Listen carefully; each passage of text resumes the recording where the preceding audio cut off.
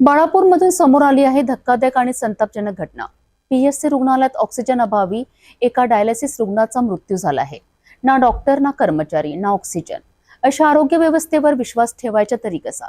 संतप्त नातेवाईक आणि नागरिकांनी आता थेट प्रशासनाला जाब विचारला आहे।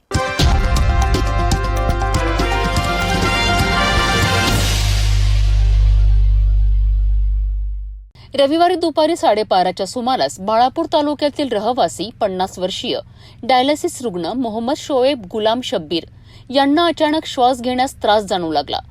नातेवाईकांनी त्यांना तातडीने बाळापूर पीएचसी मध्ये दाखल केलं, परंतु दुर्दैव म्हणजे त्यावेळी रुग्णालयात ना एकही डॉक्टर ना एकही कर्मचारी उपस्थित होते।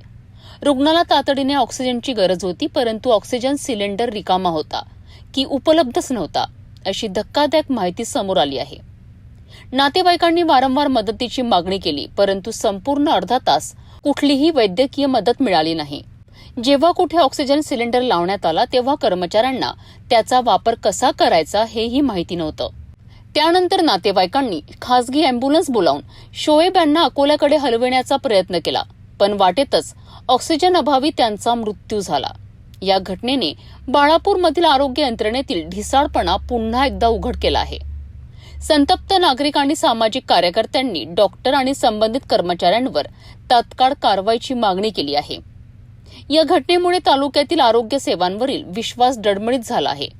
एकीकडे आरोग्य सुविधांवर कोट्यावधी खर्च केले जातात आणि दुसरीकडे एका साध्या ऑक्सिजनच्या अभावामुळे नागरिकांचे प्राण जातात। मोहम्मद फारूक, मैं यहाँ का समाज सेवक बालापुर का। यहाँ पर दवाखाने के सामने मोहम्मद शोएब गुलाम शब्बीर नाम के पेशेंट जो डायलिसिस चालू है उसका 6 महीने से, वो पेशेंट को दवाखाने में लेकर आए।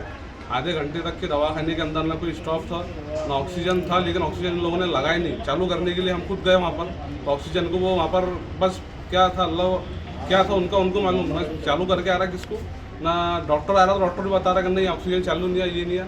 और लाइन भी गई हुई सोलार, यहाँ पर है सोलार लगे हुए ऑलरेडी, लेकिन सोलार की भी यहाँ पर इस्तेमाल कुछ भी नहीं है। पंखे वंखे सब बने, यहाँ के कोई सुविधा सही तरीके से मिल नहीं रही किसको। गरीबों को यहाँ पर दवाखाना बनाया गया, लेकिन उनके लिए उसको सुविधा नहीं है। अभी जो पेशेंट लाए थे तो उनको ऑक्सीजन लगा क्या? नहीं, उनको ऑक्सीजन नहीं लगा। इन लोगों ने अपने ऊपर से हटाने के वास्ते उसको प्राइवेट गाड़ी भेज दी। यहाँ पे सरकारी गाड़ी भी अवेलेबल नहीं थी। हमने उसको इतना फ़ोन किया 108 को, वो गाड़ी भी हमको अवेलेबल नहीं हुई। हमने प्राइवेट गाड़ी बुलाए और प्राइवेट गाड़ी बुलाने के बाद में हमने उसको प्राइवेट के अंदर भेजे। और वो मेरे को यहाँ तक कि लगता है कि डॉक्टरों के हिसाब से, ECG के हिसाब से तो वो बंदे की डेथ हो चुकी है। और इसका जो भी जिम्मेदार है वो दवाखाना है।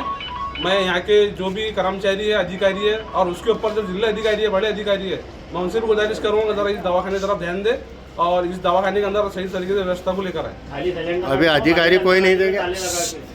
अभी कोई अधिकारी थे नहीं गए? अधिकारी तो यहाँ पर जो इंचार्ज है यहाँ के MS, वो तो यहाँ पर मौजूद नहीं थे। कौन है MS? कौन है? MS रिजवाना मैडम, वो मौजूद नहीं थे। उनको हमने फ़ोन किए, उन्होंने सिस्टर से बात करने को बोले, सिस्टर ने भी कुछ बात की नहीं और मैडम से डायरेक्ट उनकी बात हुई, क्या हुआ अल्लाह पता नहीं हमारे को। एक साधा ऑक्सिजन सिलेंडर नसेल तर अशा रुग्णालयाचं औचित्यच काय?